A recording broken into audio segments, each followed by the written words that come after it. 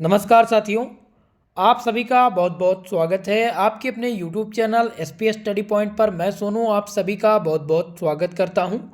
आज की ये वीडियो है BSc first year first semester के छात्र छात्राओं के लिए, जिसमें दोस्तों आज हम जूलॉजी के मोस्ट इम्पॉर्टेंट ऑब्जेक्टिव प्रकार के प्रश्नों पर चर्चा करने वाले हैं। यानी ऐसे छात्र छात्राएँ जिनका इस बार का एग्ज़ाम OMR पाठ्यक्रम पर होना है, उन सभी के लिए महत्वपूर्ण रहेगी आज की ये क्लास, जिसमें दोस्तों जो मोस्ट इम्पॉर्टेंट MCQs हैं उनको हमने सम्मिलित किया है। फर्स्ट सेमेस्टर में जूलॉजी जो आप पढ़ रहे हैं वो नई शिक्षा नीति के अकॉर्डिंग है, और ख़ासकर ये क्लास DDU यूनिवर्सिटी के लिए मोस्ट इम्पॉर्टेंट होगी, और जिनका एग्ज़ाम मैंने बताया कि ऑब्जेक्टिव प्रकार के प्रश्न होंगे उन सब के लिए महत्वपूर्ण है। तो आज हम कंप्लीटली मोस्ट इम्पॉर्टेंट क्वेश्चन पर चर्चा करने वाले। सभी लोग वीडियो को लाइक शेयर कर दीजिएगा, और जो हमारे छात्र छात्राएँ इस हमारे चैनल पर नए हैं चैनल को सब्सक्राइब जरूर कर लीजिएगा। ओके, चलिए पहला प्रश्न आपकी स्क्रीन पर है, जिसमें पूछा गया है the nature of the separated of communicable diseases is termed as, यानी संचारी रोगों के प्रसार की प्रकृति को क्या कहा जाता है। पहला ऑप्शन आपका दिया गया परजीवी विज्ञान, प्रतिरक्षा विज्ञान, महामारी विज्ञान, या इनमें से कोई नहीं। तो आपको बता दें इसका जो सही उत्तर होगा वो हो जाएगा परजीवी विज्ञान, यानी पैरासिटोलॉजी जो है ये संचारी रोगों के प्रसार की प्रकृति को क्या कहा जाता है, पैरासिटोलॉजी कहा जाता है। ऑप्शन नंबर ए इसमें आपका सही उत्तर होगा इस क्वेश्चन का। ओके, चलिए नेक्स्ट क्वेश्चन, क्वेश्चन नंबर 2 है आपका, रोग का रोगाणु सिद्धांत किसके द्वारा प्रतिपादित किया गया था। The germ theory of diseases was postulated by, रोग का जो रोगाणु सिद्धांत था वो किसके द्वारा दिया गया था। तो आपको बता दें यह दिया गया था पाश्चर और कोच के द्वारा। किसके द्वारा? पाश्चर और कोच ने इस अवधारणा की परिकल्पना को दिया था, इसलिए ऑप्शन नंबर 4 इसमें सही उत्तर होगा। नेक्स्ट प्रश्न आपका है कि the agent which carry a diseases from one individual to another is called, वह कारक जो रोग को एक व्यक्ति से दूसरे व्यक्ति तक पहुंचाता है उसको क्या कहा जाता है। आपके ऑप्शन दिए गए हैं वेक्टर, होस्ट, या पैरासिट, या नन ऑफ दीज। तो आपको बता दें वह कारक जो रोग को एक से दूसरे व्यक्ति तक पहुंचाता है उसको हम वेक्टर कहते हैं। क्या कहा जाता है? उसको वेक्टर कहा जाता है। इस प्रकार से ऑप्शन नंबर ए में आपका सही उत्तर है। नेक्स्ट क्वेश्चन है कि bacteria found in colon of human are, मानव के बृहदांत में पाए जाने वाले जीवाणु। क्या पूछा गया है कि जो मानव के बृहदांत में पाए जाने वाले जीवाणु हैं वो क्या हैं। ऑप्शन नंबर ए दिया गया है mycobacterium tuberculosis. Option number B है जिसमें दिया गया है कि क्लाइस्टीरियम बुटुलियम।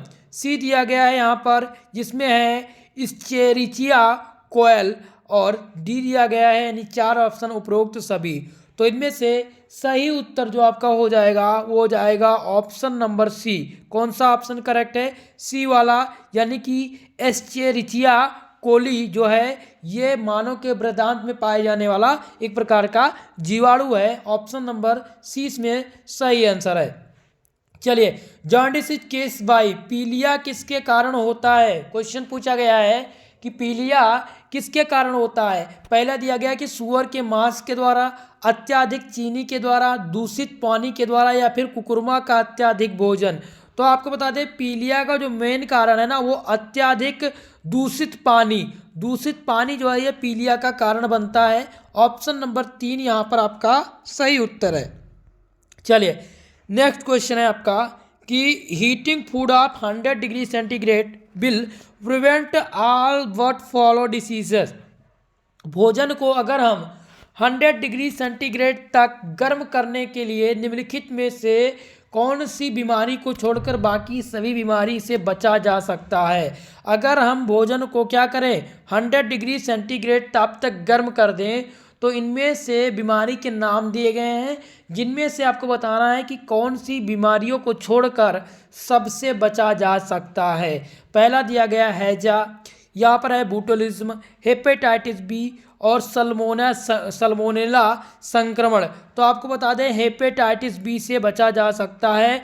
ऑप्शन नंबर सी इसमें आपका सही उत्तर है। ओके, चलिए अगला प्रश्न एड्स से है। एड्स क्या है? एक प्रकार का कैंसर है, जीवाणु रोग है, या फिर कमी रोग है, या वायरस जनित रोग है? तो आपको बता दें जो जीवाणु है वो वायरस जनित रोग है। कौन सा प्रकार का रोग है? वायरस जनित रोग है। ऑप्शन 4 इसमें सही उत्तर होगा। ओके, चलिए नेक्स्ट प्रश्न की ओर बढ़ेंगे। आपका अगला प्रश्न है यहाँ पर जिसमें पूछा गया है पोलियो वायरस किसके माध्यम से प्रवेश करता है? पोलियो वायरस किसके माध्यम से प्रवेश करता है? पहला ऑप्शन आपका है भोजन और पानी, श्वसन पथ, या फिर मूत्र जननी, नंग पथ, या मच्छर द्वारा टीका। यानी polio virus enter through food and water, respiratory trust, या फिर यूरिन ग्लैंड टेस्ट, या फिर इनक्लोजेशन बाय द मॉस्किटो। ओके, तो इसमें से सही जो उत्तर होगा वो हो जाएगा भोजन और पानी। पोलियो वायरस कहाँ से प्रवेश करता है? मुख से प्रवेश करता है, जो कि भोजन और पानी के द्वारा। ऑप्शन ए इसमें आपका सही उत्तर है। ओके, चलिए सभी लोग वीडियो को लाइक शेयर कर दीजिए, और जो भी हमारे इस चैनल पर नए हैं चैनल को सब्सक्राइब जरूर कर लीजिएगा।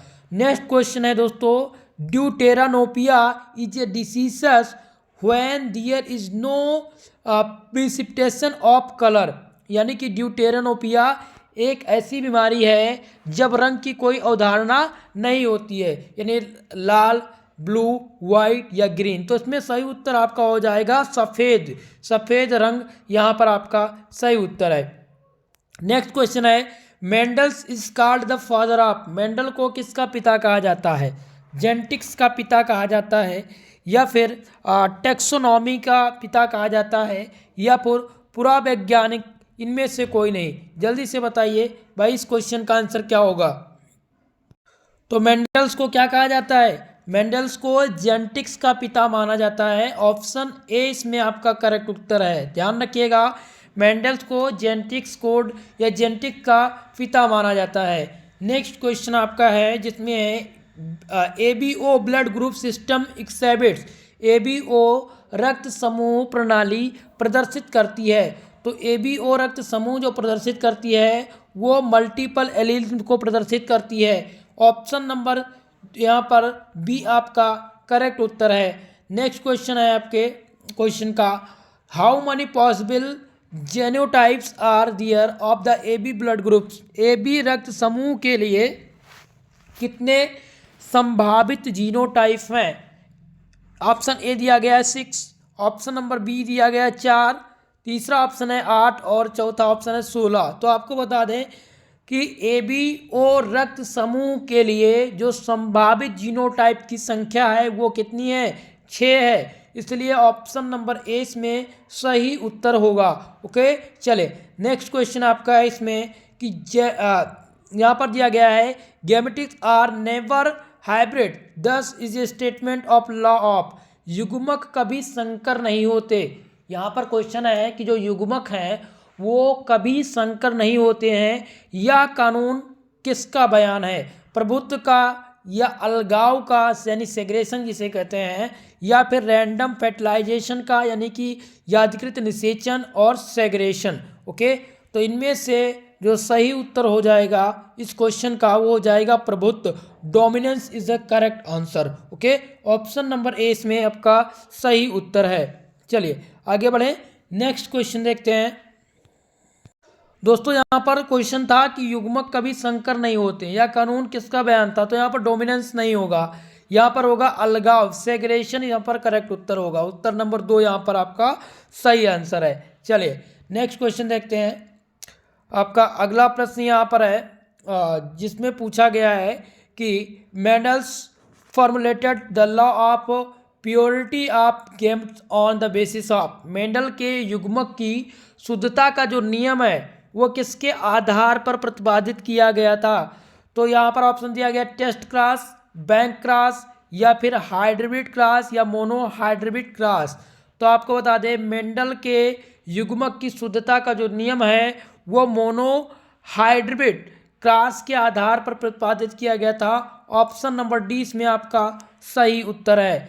नेक्स्ट क्वेश्चन, अगला प्रश्न है कि which of the following is the monohybrid ratio, निम्नलिखित में से कौन सा मोनोहाइब्रिड अनुपात है। तो मोनोहाइब्रिड का जो अनुपात है वो 3:1 है, यानी ऑप्शन नंबर ए इसमें आपका सही उत्तर है। ओके, चलिए नेक्स्ट प्रश्न आपका आपकी स्क्रीन पे है। If two elements come together only one is the able of express itself this is called, यानी यदि दो युग्म विकल्पी एक साथ आते हों तो केवल एक ही स्वयं को व्यक्त करने में सक्षम होता है, इसको क्या कहा जाता है।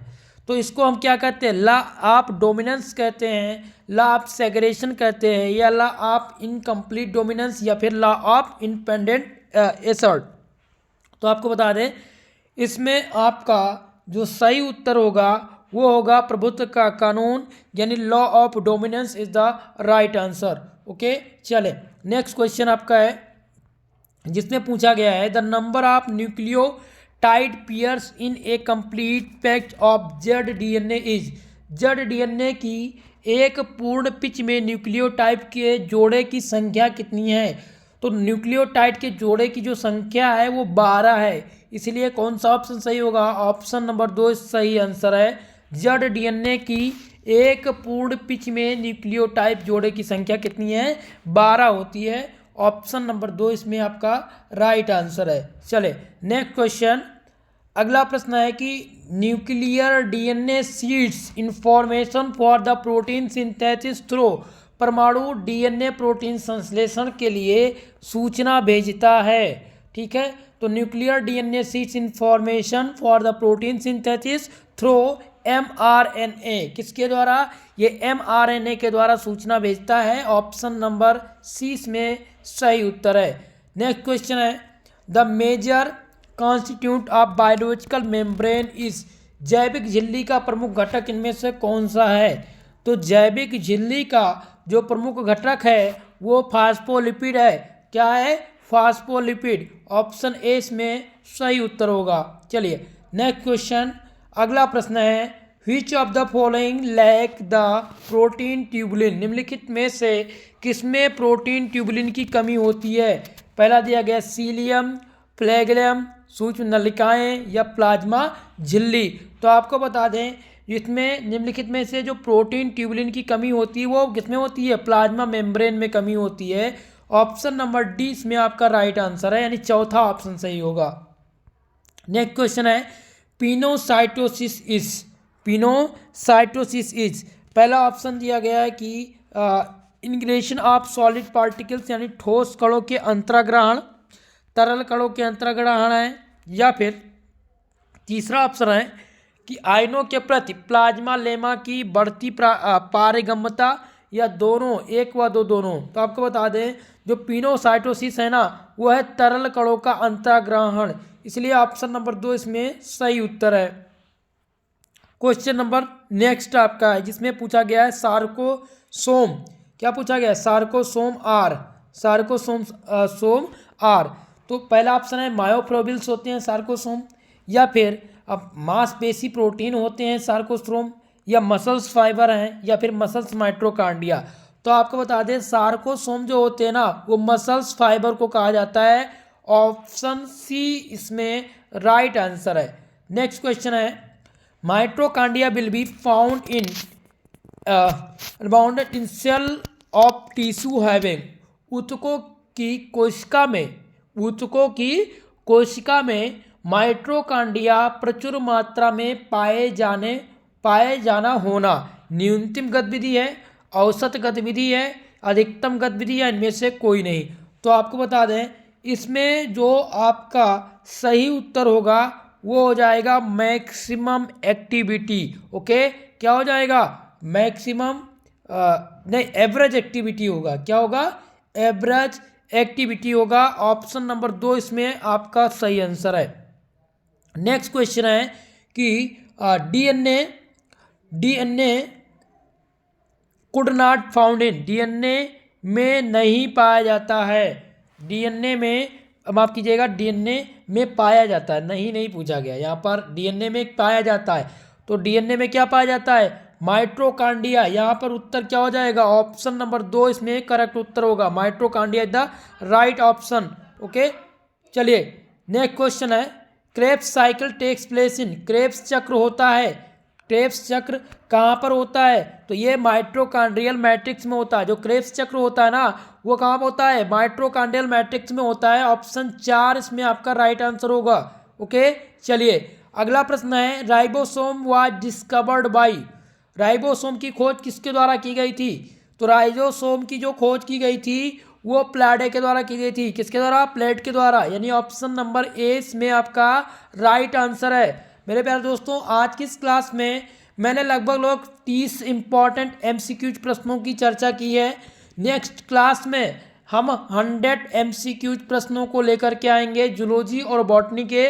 आप सभी लोग क्लास को जरूर ज्वाइन कीजिएगा। और कल आप लोगों की फर्स्ट सेमेस्टर केमिस्ट्री की आंसर की मॉर्निंग में अपलोड की जाएगी। आप सब लोग मॉर्निंग 8 बजे अपनी आंसर की जरूर चेक कर लीजिएगा। बाकी इस क्लास का पीडीएफ आपको हमारे यूट्यूब चैनल से मिल सकता है, यानी डिस्क्रिप्शन बॉक्स से, या फिर आप लोग सर्च कर लीजिए एसपी स्टडी पॉइंट, किस पर, टेलीग्राम पर। टेलीग्राम पर सर्च करेंगे आपको हमारा चैनल मिल जाएगा, जहाँ से बिल्कुल मुफ्त में आज आप इस पीडीएफ को प्राप्त कर सकते हैं। ओके, तो चलिए दोस्तों, सभी लोग वीडियो को लाइक शेयर करना मत भूलिएगा। आज के लिए बस इतना ही, मिलते हैं नेक्स्ट क्लास में, तब तक के लिए जय हिंद जय भारत।